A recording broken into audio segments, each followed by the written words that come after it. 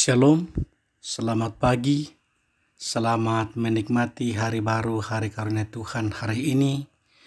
Dari Bukit Sion, saya menyapa ibu bapa, saudara-saudara, dan anak-anakku sekalian yang dikasihi di dalam Kristus Yesus.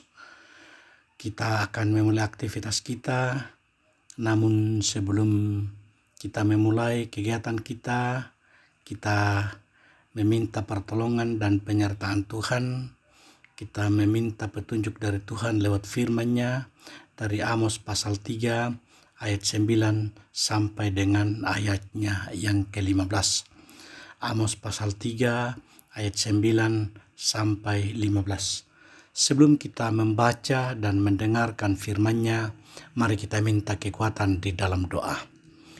Ya Tuhan, Bapa yang rahmani dan rahimi, Bapa yang kami sembah, kami agungkan, kami masyurkan, dan kami muliakan di dalam Kristus Yesus. Terima kasih, Engkau telah membangunkan kami dengan tubuh yang sehat. Kami akan memulai aktivitas kami hari ini. Tuhan kiranya berkenan melindungi dan menyertai kami. Kami akan membaca, mendengarkan, dan merenungkan firman-Mu. Ya Roh Kudus, kuasai kami, agar firman-Mu ini dapat tinggal dan diam di dalam hati kami. Dengarkan doa kami Tuhan, karena kami meminta kepadamu di dalam Kristus kami berdoa. Amin. Amos pasal 3 ayat 9 sampai dengan ayatnya yang ke-15. Lembaga Alkitab Indonesia memberikan judul Pemberitaan tentang Keruntuhan Israel. Siarkanlah di dalam puri di Asyur dan di dalam puri di tanah Mesir. Serta katakan, berkumpullah di gunung-gunung dekat Samaria dan pandanglah kekacauan besar yang ada di tengah-tengahnya dan pemerasan yang ada di kota itu. Mereka tidak tahu berbuat jujur, demikianlah firman Tuhan. Mereka itu yang menimbun kekerasan dan aniaya di dalam purinya. Sebab itu beginilah firman Tuhan Allah. Musuh akan ada di sekeliling negeri. Kekuatanmu akan ditanggalkannya daripadamu, dan purimu akan dijarahi. Beginilah firman Tuhan.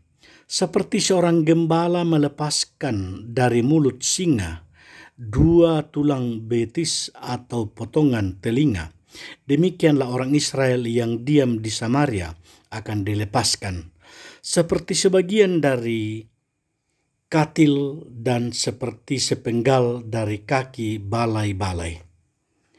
Dengarlah dan peringatkanlah kaum keturunan Yakub. Demikianlah firman Tuhan Allah, Allah semesta alam, bahwa pada waktu aku menghukum Israel karena perbuatan-perbuatannya yang jahat, aku akan melakukan hukuman kepada mesbah-mesbah Betel, sehingga tanduk-tanduk mesbah itu dipatahkan dan jatuh ke tanah. Aku akan merobohkan balai musim dingin beserta balai musim panas. Hancurlah rumah-rumah gading dan habislah rumah-rumah gedang. Demikianlah firman Tuhan. Ibu bapa, saudara-saudara yang dikasihi di dalam Kristus Yesus. Firman Tuhan hari ini saya memberikan tema keadilan bagi Tuhan. Keadilan bagi Tuhan. Ibu bapa, saudara-saudaraku yang dikasihi di dalam Kristus Yesus. Tuhan memanggil bangsa-bangsa lain untuk menjadi saksi atas kejahatan Israel di Samaria. Ada penindasan, ada kekerasan, dan kemewahan hasil rampasan. Tuhan menyatakan bahwa penghukuman akan datang. Benteng hancur, mesbah Betel runtuh, rumah-rumah mewah habis. Tuhan bagaikan seorang gembala yang hanya berhasil menyelamatkan potongan telinga atau ujung kaki domba. Gambaran tentang sedikit sekali yang akan selamat. Ibu bapa, saudara-saudara, Saya akan bercerita sebuah cerita. Ada seorang kaya yang membangun rumah mewah di atas tanah rawa. Orang-orang memperingatkan, tanah ini rapuh, tidak bisa menopang. Tetapi dia tidak peduli. Karena tertarik pada pemandangan indah dan kenyamanan rumah itu, tahun demi tahun dia hidup dalam kemewahan, menginjak-injak hak orang lain untuk memperluas lahannya. Sampai suatu hari, hujan besar turun, rawa itu amblas, dan rumah mewah itu runtuh tak tersisa. Mungkin demikianlah gambaran orang Israel dalam teks bacaan ini. Rumah gading, rumah gadang, rumah besar. Semua simbol kemewahan itu akhirnya hancur sekejap, dihancurkan Tuhan karena mereka mengabaikan peringatan-peringatan Tuhan. Diabaikan Tuhan karena mengabaikan perintah Tuhan. Jika semua bangsa adalah anak-anak Allah, maka ia tidak memiliki anak emas. Dalam keadilannya, Allah menghukum Israel seperti ia menghukum bangsa-bangsa lain. Tuhan menyuruh Amos menyiarkan daftar kejahatan Israel di berbagai negeri. Ayat 9 bacaan kita tadi ya. Tuhan hendak memperlihatkan neraca keadilan yang sama kepada bangsa-bangsa lain. Kejahatan Israel yang terutama adalah pemerasan, kecurangan, kekerasan, dan aniaya. Ayat 9-10. Keadilan sosial adalah konsep yang asing di dalam keseharian mereka. Sebuah ironi di dalam sebuah masyarakat yang makmur. Ibu bapa, saudara-saudara, di sini dalam teks ini kita melihat bagaimana Nabi Amos hidup pada masa pemerintahan Raja Yerobeam II di Israel. Ia berhasil membawa kembali kerajaan Israel ke puncak kemakmuran. Namun, periode itu pula lah merupakan puncak dekadensi moral, kemerosotan iman orang Israel. Dari Yehuda, Amos dipanggil menjadi juru bicara Tuhan bagi keadilan sosial. Ia secara spesifik mengecam para pemimpin dan orang kaya di ibu kota Samaria. Dan bukan hanya mereka, tetapi juga kalangan elit iman ayat 14. Rupanya, mereka semua telah memperkaya diri dengan menindas orang lain. Mereka menikmati segala fasilitas kenyamanan dari hasil suap dan kekerasan. Ketidakadilan sosial ibarat deretan pasak yang tidak sama tinggi. Keseimbangan diperoleh dengan membuat pasak-pasak yang lebih tinggi. Demikianlah Tuhan memukul para pemimpin Israel yang lalim. Sama seperti mereka menindas dan menjara orang-orang miskin, Tuhan akan mengirim musuh-musuh asing untuk menindas dan menjara mereka. Ibu bapa, saudara-saudaraku yang dikasihi di dalam Kristus. Memang memperjuangkan keadilan sosial merupakan bagian dari kesalehan, merupakan bagian dari ibadah. Ini adalah ajaran yang selalu dibawa oleh para nabi. Dan paling jelas diajarkan oleh Yesus sendiri. Mengasihi Allah harus diikuti dengan mengasihi sesama manusia. Perbuatlah demikian, maka kamu akan hidup. Hati Allah berisi belas kasihan kepada orang miskin, kepada orang lemah dan teraniaya. Allah adalah Bapa atas semua manusia. Allah adalah Bapa atas segala isi bumi. Ia akan marah jika salah seorang anaknya ditindas.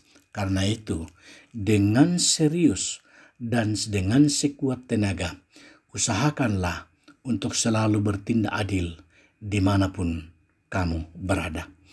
Hidup yang dibangun di atas dosa pasti akan runtuh. Kemewahan bukan jaminan aman dari hukuman Allah. Tuhan memperingatkan supaya kita, ibu bapa, saudara, dan saya bertobat sebelum terlambat. Sekalipun ada yang selamat, itu hanya sisa kecil. Jangan bersandar pada benteng manusia, tetapi bersandarlah pada pengertian dan keadilan Tuhan. Amin. Mari kita berdoa. Ya Tuhan, Bapa Surgawi, Bapa yang kami sembah dan agungkan di dalam Kristus Yesus. Terima kasih firman-Mu Engkau perdengarkan bagi kami. agar firman ini mengingatkan kami, agar kami hanya mengandalkan Tuhan, kami bersandar kepada Tuhan, kami boleh mengerti keadilan dan kebenaran Tuhan dalam kehidupan bermasyarakat, berbangsa dan bernegara, bertetangga, agar hidup ini penuh dengan keadilan dan kedamaian. Bapa di surga, kami berdoa untuk orang-orang yang teraniaya, untuk orang-orang yang terpenjara, untuk orang-orang yang termarginal, untuk orang-orang yang dalam kelaparan, untuk orang-orang yang hidup dalam kemiskinan. Oh Tuhan, kasihani mereka, lindungi mereka, berikan hikmat dan kebijaksanaan kepada mereka untuk mengelola dan menata kehidupannya, agar hidup mereka hidup yang layak, hidup yang dapat diperkenan oleh Tuhan. Bapa di surga, kami berdoa untuk setiap aktivitas kami, pekerjaan kami, sebagai ASN, sebagai pemerintah, sebagai pegawai, sebagai anggota DPR, sebagai polisi, sebagai tentara, sebagai tenaga kesehatan, sebagai guru, sebagai pedagang, sebagai petani, apapun profesi kami, Tuhan tolonglah, lindungi dan sertai kami. Biarlah lewat pekerjaan itu kami boleh menjadi saksimu, kami boleh menyatakan keadilan dan kebenaran Tuhan berlaku dalam kehidupan kami.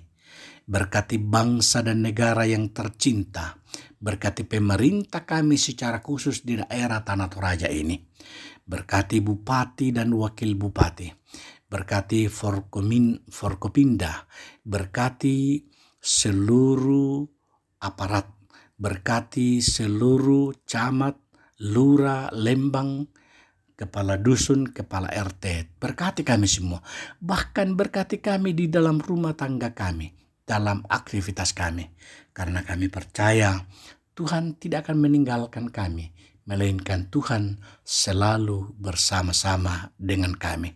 Dengarkanlah doa kami, dengarkan permohonan kami, karena kami berdoa dan berseru kepadamu, di dalam Kristus kami bermohon. Amin. Ibu Bapa, semoga dalam keadaan sehat, Tuhan senantiasa menolong dan memberkati kita setiap waktu dan setiap kesempatan. Puang umpas sake kami.